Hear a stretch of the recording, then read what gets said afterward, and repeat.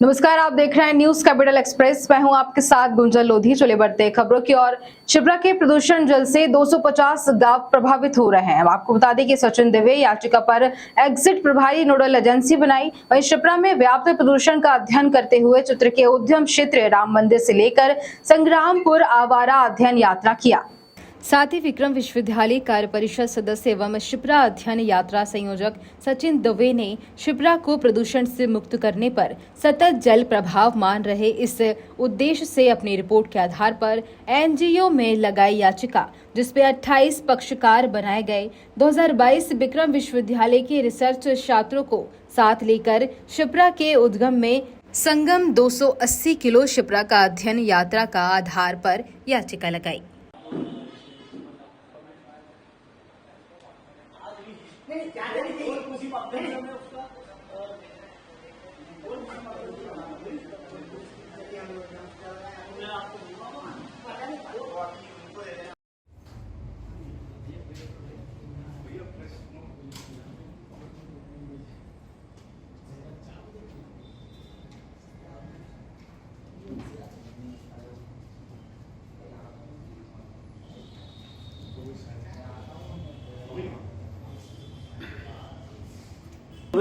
विक्रम विश्वविद्यालय का कार्य परिषद का सदस्य हूं और विगत 26 वर्षों से शिक्षा क्षेत्र और पर्यावरण क्षेत्र में काम कर रहा हूं, स्टूडेंट जीवन से ही।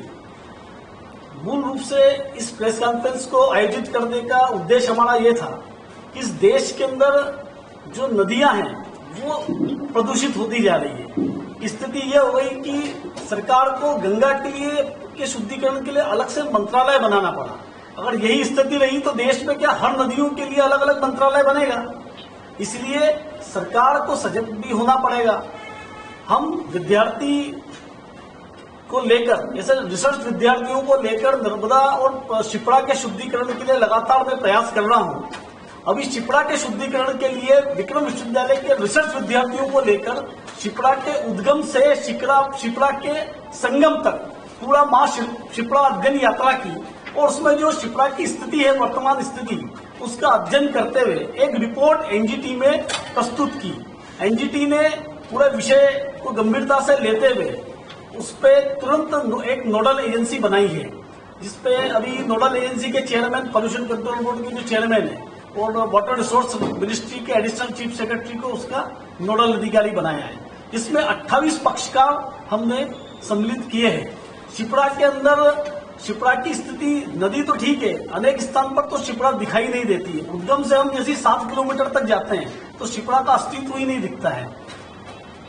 शिप्रा के अंदर कान का प्रदूषित जल मिल रहा है, साथ ही देवास से जो इंडस्ट्रियां हैं उसका प्रदूषित जल भी शिप्रा में मिल रहा है। स्थिति ये हो रही है कि केडी पैलेस जो उज्जैन का अंतिम स्थान है, वहां पर उस पानी का रंग लाल हो गया है और केडी पैलेस जो है वहां से लेकर 70 किलोमीटर तक महिदपुर तक लगातार जो एरिगेशन जो होता है वो उस पानी के उपयोग करने के से ही कृषक अपनी सिंचाई का काम करते हैं, जिससे मनुष्यों में और पशुओं में बीमारियां उत्पन्न हो रही है। ऐसे 250 गांव जो है उस प्रदूषित जल से प्रभावित है।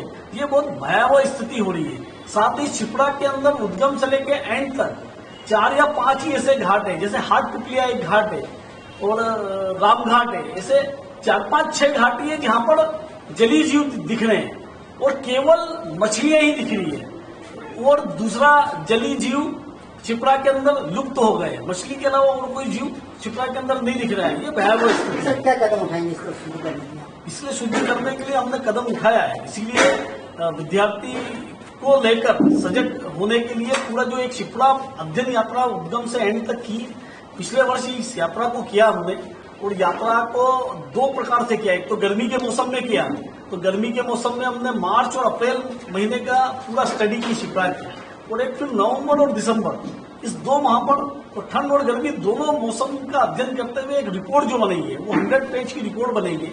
उस रिपोर्ट को एनजीटी में पिटीशन फाइल किया था, जिसमें एनजीटी ने गंभीरता से लेते हुए लगातार 4 से 5 सुनवाई होने के बाद अप्रैल वहां के अंदर एक नोडल एजेंसी बनाई है और नोडल एजेंसी के माध्यम से अब जितने भी हमने 28 पक्षकार बनाए थे उन सब पक्षकारों को नोटिस इश्यू हुआ है और वहां से सभी लोगों से रिपोर्ट एनजीटी ने मंगवाई है। आने वाले समय में ये विषय लगातार चलने वाला है। हम न्यायालय के माध्यम से भी और वहां पर जनजागरण के माध्यम से भी प्रयास करेंगे कि ये शुद्ध हो, क्योंकि एक सफल प्रयोग हमारा नर्मदा के हुए हुआ था।